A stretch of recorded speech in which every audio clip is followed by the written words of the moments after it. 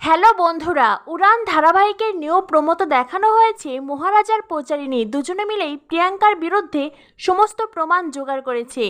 পূজা বলে এইবার শুধু সঠিক সময়ের অপেক্ষা, সঠিক সময়ে ঠিকঠাক জায়গায় প্রমাণগুলো পেশ করতে হবে। তখনই মহারাজের বাবা এসে বলেন ধূর্ত শিয়ালকে ধরতেই হবে।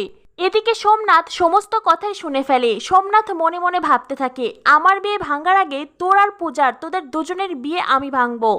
তখনই মহারাজ তার বাবাকে বলে, বাবা তুমি থাকতে আমাদের কিসের ভয়। মহারাজের কথাটা শুনেই সোম কনফিডেন্স নিয়ে বলে, বাবা নিজের হাতেই তোদের বিয়েটা ভেঙে দেবে, এইটা আমার চ্যালেঞ্জ। তো বন্ধুরা, পূজার বাবার অ্যাক্সিডেন্টের ভিডিও আছে সোমের হাতে, আর সেই দিয়েই নিজের বাবাকে ইচ্ছে মতন চরকি পাক পাকাচ্ছে সে।